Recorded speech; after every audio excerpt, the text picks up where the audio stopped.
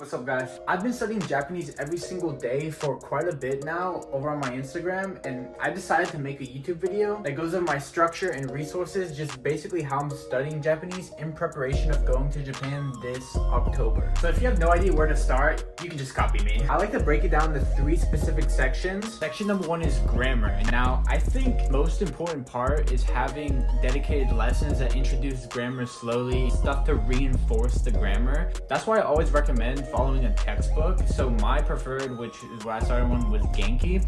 And then I like pairing Genki with, you can either use their online resources that they have, but I like pairing it actually with this site called Toki ni Andy. Now this site was made by a YouTuber called, I'll link it below, and everything, all the resources I'm gonna link below. But this site was made by a YouTuber, and it literally goes through Genki 1, Genki 2, and in the quartet, basically goes by lessons. It introduces vocabulary, a native saying the vocabulary, and introduce it with examples to reinforce.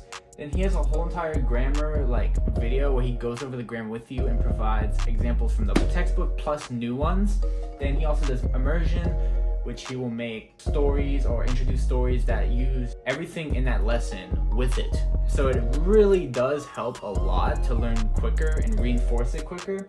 They have bonus grammar sentences, videos, textbook practice from the textbook, and they also have listening and shadowing, which I think is so important. They will say a conversation slow and then speed it up. So you're supposed to shadow and talk at the same time so you can get good tonations when learning Japanese. So after every single lesson in Toki ni Andy, there will be a test to test you on your knowledge pretty much. So for grammar, definitely a textbook with a resource like Toki ni Andy. I would recommend something that goes with the textbook to help with that grammar and reinforce it. Now number 2 is going to be kanji and vocab. Now this next resource I show you is going to change your kanji learning game and take it to the next level, I swear. I love this site so much, and it's called WaniKani. If you've literally never heard of WaniKani, let me put you on real quick. WaniKani is a website that uses a similar concept to learning the kanji, where basically introduces radicals with mnemonics. Then it takes the radicals, it'll put them, it's set up in the lessons also, by the way, so you'll learn the set of radicals in each lesson. Then you'll learn the kanji. You'll learn like 30 kanjis. Then it takes those kanji and then it teaches you like 130 vocab that have the same kanji you just learned.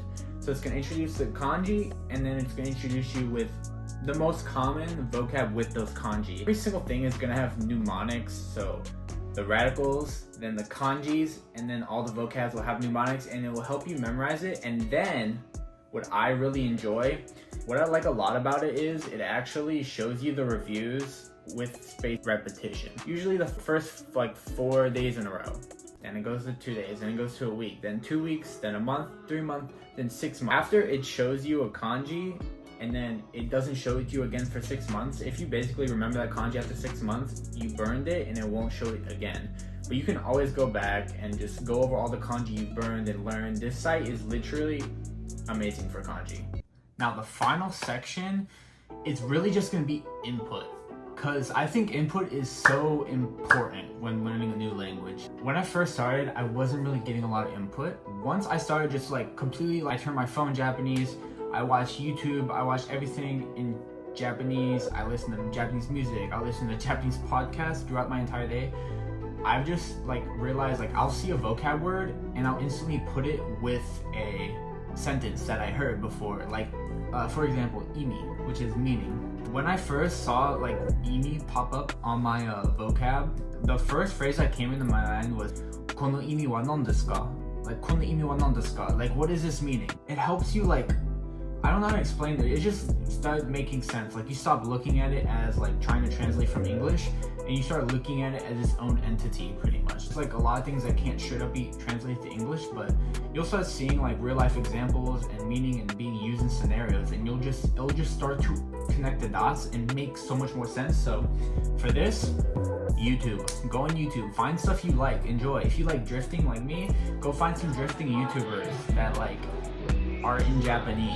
Everything's in Japanese, and they're talking about cars and doing stuff that you're into. If you're into fashion, maybe people, making clothes, or fashionistas, or makeup, whatever you're into. I also really like travel, so I think he's I actually have a video of him pulled up right here. Let me check.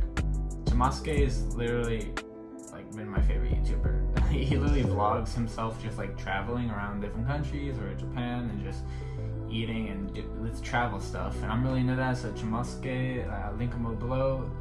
Literally my favorite YouTuber. I watch him all the time. Alright, there you go. That is literally how I structure my learning in preparation for Japan. So all the resources will be linked below if you need any of them, if you want any of them. If this video helped you, click a like, subscribe. I'll be posting a lot more about Japanese, especially when I'm in Japan.